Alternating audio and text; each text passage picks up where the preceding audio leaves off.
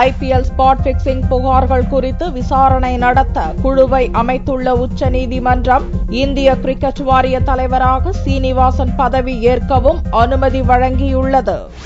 IPL போட்டிகளின் போது spot பிக்சிங்கில் ஈடுபட்டதாக ராஜஸ்தான் ராயல்ஸ் அணி வீரர்களும் பெட்டிங்கில் ஈடுபட்டதாக சென்னை சூப்பர் கிங்ஸ் அணி முதன்மை நிர்வாகி குருநாத் மெய்யப்பனும் சில மாதங்களுக்கு முன் கைது செய்யப்பட்டனர். இது தொடர்பாக விசாரணை குழுவை அமைக்க உத்தரவிடக் கோரி பீகார் கிரிக்கெட் சங்க செயலாளர் ஆதித்யா வர்மா உச்சநீதிமன்றத்தில் வழக்கு தொடுத்திருந்தார். இந்த வழக்கு நீதிபதிகள் ஏ.கே. பட்நாயக், ஜே.எஸ். கேகர் ஆகியோரை கொண்ட உச்சநீதிமன்ற பெஞ்ச் முன் செவ்வாயன்று விசாரணைக்கு வந்தது. ஸ்பாட் பிக்சிங் குறித்து விசாரிக்க நீதிபதி முகுல் முத்கல் தலைமையில் குழு அமைக்கப்படுவதாக உத்தரவிட்ட நீதிபதிகள் பெட்டிங், ஸ்பாட் பிக்சிங் புகார்கள் குறித்து இக்குழு விசாரணை நடத்தி 4 மாதங்களுக்குள் அறிக்கை தாக்கல் செய்யவும் உத்தரவிட்டனர். இந்திய கிரிக்கெட் வாரிய தலைவராக கடந்த 29ஆம் தேதி சென்னையில் நடந்த பொதுக்குழுவில் தேர்வு செய்யப்பட்ட சீனிவாசன் தலைவர் பதவியை ஏற்க தாங்கள் விதித்திருந்த தடையையும் நீதிபதிகள் விலக்கிக் கொண்டனர்.